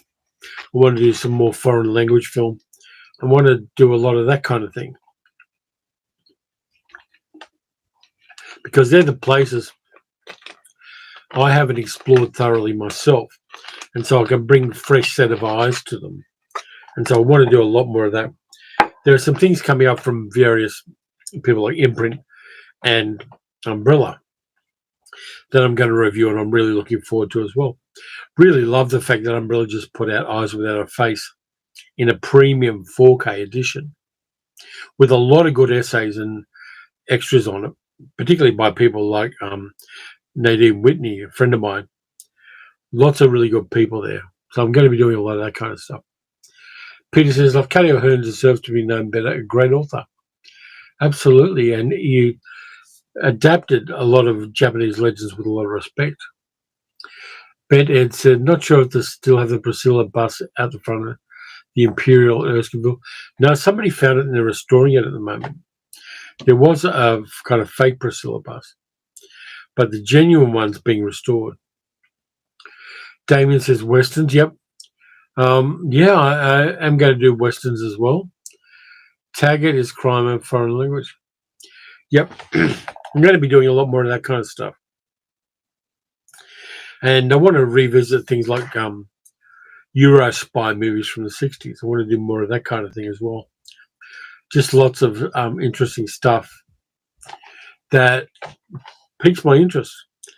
And I also want to keep doing the new things that are coming out that are really interesting. It looks like there are a lot of solid directions. I want to do Nosferatu. I'll probably see that at the Sun early in the year. And I want to do Robert Eggers' Nosferatu as well, because I'm looking forward to that. And I hear incredible buzz about it. Yep, middle-aged geek girl. Every film that isn't Australian is a foreign film to us. Taker says, got the OSS Sondi set for Christmas. Which one, the old one or the new one? The Jean Dujardin or the ones from the 60s and 50s?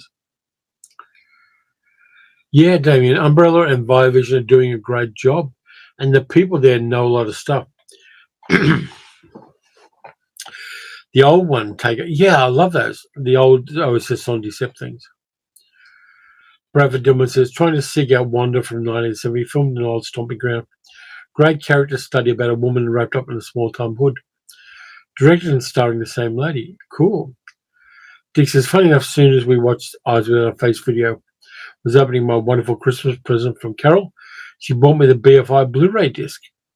It's a good edition. I've got that one as well, Dick. And yeah, any version of Eyes Without a Face you can get is a good one. But the scholarship in the big box one I got impresses the hell out of me. It's one of those Umbrella ones that they really punched hard in. And it was delayed for a while because there were production problems with it. But they did that. They did Caligula with 5 different versions of Caligula in it. Terrific stuff. Dealey says, lesser known Italian westerns. I recently got the Sartana series, which are interesting. I did review that box set of the Sartana ones back in the day when it first came out, Dealey. Damien says, so many forgotten films of the 70s. Yeah. Tom watched The Horror Chamber of Dr. Faustus on the big screen back in 1960. It was the American title for Eyes Without a Face. Yeah, but it's great to go back to the original version. Yep, James says, I can't believe that Caligula release exists. Yep, and Broly, the Umbrella streaming service, which is free, has just released the uncensored version of Caligula on their streaming service beginning today. So there's that as well. Yep, Vampire, the Legend of Feline, yep. Taggart is TV crime set in Scotland with incredibly thick Scottish accents. I like thick Scottish accents. Ned here this time, Terry says, yep. Has anyone dared to see the Saccharine Slugfest here by Robert Zemeckis? Thanks for all the outstanding content and all the best to you, Sally and Luna and Jill. I haven't seen it. Robert Zemeckis is one of those guys that he's a stunt director in a sense. Everything he does, whether it's the Polar Express with the Uncanny Valley stuff in that, he's more a tech wonk than he is a really creative filmmaker. Don't think I want to see it particularly. There's so many films I'm going to invest my time. There are so many films I really want to see, like Nosferatu, for instance, that I'm not going to bother with some weird stunt thing that Robert Zemeckis does. Tom says, I later brought Eyes Without a Face on DVD. It was a real treat to see the complete version of the film. Absolutely. Going back to original versions opens the film up. You think, that was an okay film, but it wasn't great. But then you see the original version, you go, that's the thing. Never liked those films like Polar Express. Yeah. I think there are so many interesting things coming out that we can pick and choose safely and not feel guilty about it at all. Dix has also got Journey to the Far Side of the Sun Blu-ray. The Invisible Man Universal Collection, BBC Day of the Triffids, and the classic Scooby-Doo collection. That's a wide range of films there, Dick. Journey to the Far Side of the Sun came out on a double Blu-ray from Umbrella back in the day with something else. I think it was the Andromeda Strain, and Journey to the Far Side of the Sun came out on a single Blu-ray back when Umbrella was doing things like that. And it looks good because it's still very, it doesn't look grainy at all. But that's the version I've got. Neil says, I think Thornton was a great American movie of the 70s along with Houston's Wise Blood. Yeah, absolutely. And I think one of the great movies of the 60s, if you want to go back further, is The Swimmer with Burt Lancaster. That one is an incredible film to watch in a modern context. It's got a few different releases over the last number of years, and I've got one of them. But I feel so sad every time I watch The Swimmer. And I think it may be Burt Lancaster's best role. Really a dark film. And I read the original story it's based on too.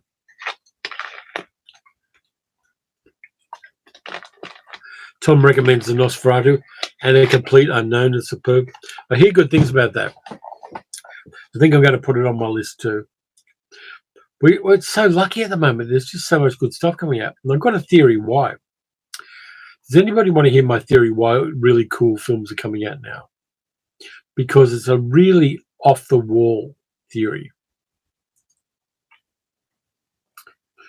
Yeah, Damien, The Swimmer is one you can rewatch and just get so much out of. And it plays against the stereotype of Burt Lancaster in a fantastic way. Okay, here's my theory about why we're getting such groovy films now. Everybody was writing scripts during lockdowns, and they had time to hone them like a knife. There are so many movies where the scripts were written during that time when people were at home and couldn't do much else, and they couldn't get out to make films. So we're getting this sudden flood of really adept movies that are so good because the scripts had the time to be fully nurtured. Not because the world is shit, middle-aged good girl. I've just given you the reason. Yeah, well, there is award season. And the strikes as well, Darren, absolutely. That time to let a script be finely honed and rethought if it needed to be and redone without somebody looking over the shoulder of the writer. I think that's partly responsible for this stuff. And it seems to have lifted the quality of so much cinema that we're seeing. And I think that's kind of interesting. It's an unexpected upside to the pandemic and an unexpected upside to the strikes and things like that. All You Imagine Is Light is another one recommendation. I'm going to have to go back through the chat and write down all these recommendations.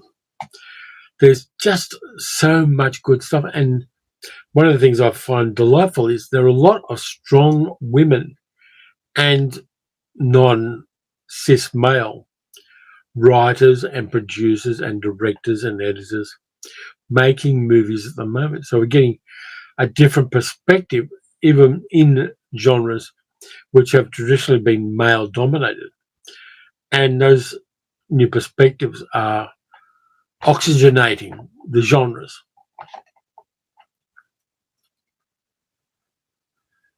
Yeah, Diary of a Mad Housewife I've got on Blu-ray. And I haven't rewatched it yet, but I really should. Yeah, and there are lots of small films from the 60s I want to touch on the channel. I've talked about some of them briefly before. But things like Sylvia with Carol Baker and George Maharis, I think that's a great film. And it doesn't get any love at all.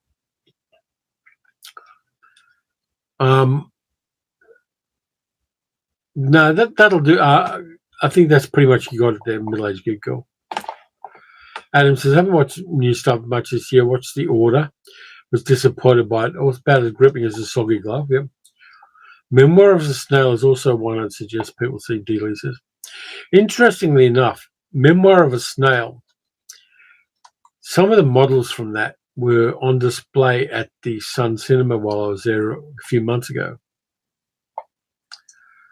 Heather says, we love the JFF, Japanese Film Festivals, which are Australia-wide and online as well. Lots of really different films. I hear good things about those. Neil, wow, thank you very much. Appreciate that bump, mate. Wow. I'm stunned. Thank you so much. You're just encouraging me to do more videos and try to make them better. Appreciate that. Have a great New Year, mate, to you and your family. Hope 2025 gives you everything you need. Damien says, I wonder how many best pictures are still remembered from the past. How many will be remembered from the 21st century? I think it varies. I think it varies a lot. I think that there are going to be movies from the 2020s that are going to stand alongside the great films of other times as well. Something like The Substance, I think, has got that kind of status, where it's a breakthrough film and it goes to trauma-like places at the end of it. But the reason it does it and the reason it goes there is it has something important to say about how women are in society, and particularly in celebrity circles, and how women jump through some painful and ugly and nasty hoops in order to maintain careers in media. Neil says, Shelley Duvall's luminous in Three Women. Brad Dourif is so raw and beautiful in Wife's Blood. It's painful to watch. Brad Dourif is an actor that I love. He's always like that. He's just one of those incredibly adept journeyman actors whose career didn't go anywhere fantastic for a long time. And even in small things, I mean, he was in Wild Palms, the cyberpunk miniseries from the early 90s, and he's really good in that as well.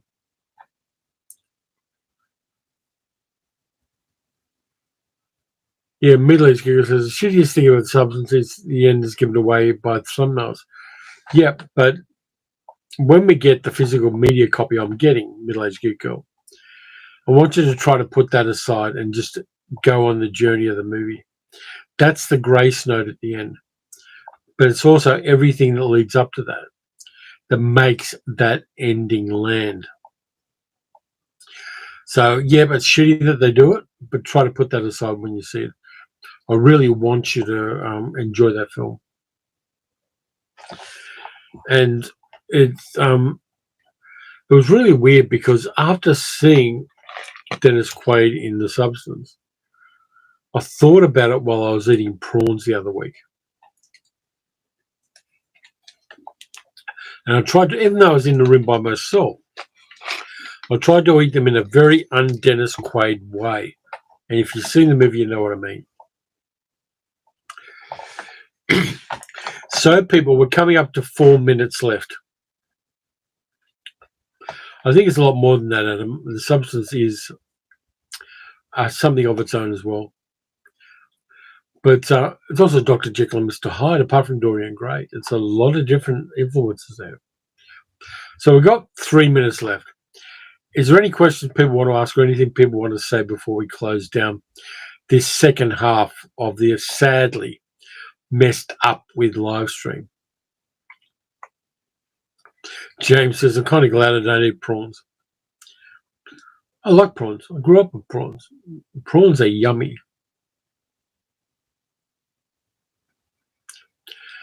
Bended says, I can see it now, extreme close-up prawn eating stream. I promise not to do that, Bended. I promise not to do a mukbang of prawns on the channel. It's not the kind of channel I do. And also, they're really expensive at the moment. So, any last-minute stuff people want to talk about?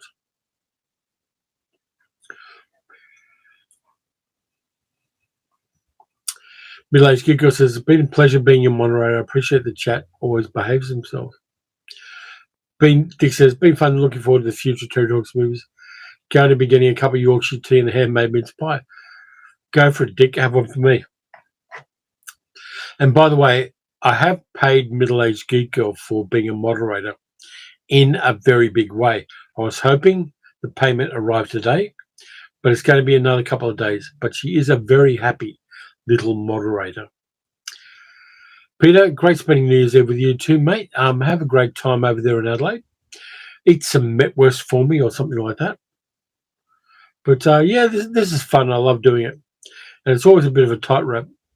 Yeah, they put out the fires pretty much, Tom. Up in the Grampians. They're under control. They're not out, but they're under control. Heather says, want to see more of your T-shirts this year. I only see the tops of the pics. I'll see what I can do for you, Heather. James says it's been a very pleasant way of seeing in 2025. It has. It's been very pleasant for me. And I'm going to just chill out after this. I don't know whether I want to do a burger run or not, but I'm slightly tempted. Terence says, now what a bung for it's hard to get in Brisbane. Yeah, I can see. Middle-aged Geek Girls looking after Luna. Thanks, Damien, and to you and Heather. Julie, thank you very much. I'm going to end it now because I really need to go somewhere with this person. What's the first one we're going to watch in 2025? It's going to be The Snow Woman from this box set, Adam. This one's going to be the first movie I'll watch. It's already on my new letterboxd for this view. Thank you, Janet. Thank you, James. Thank you, everybody. I'm winding this up. Sorry about Air Quotes Comedian. You can watch the live stream, though, both of them. And I will catch all of you guys next time. Next up, we've got Science Fiction Saturday. So thanks again. Really appreciate it. Love to you, Dick and Carol and Roxy. Catch you guys later. Bye.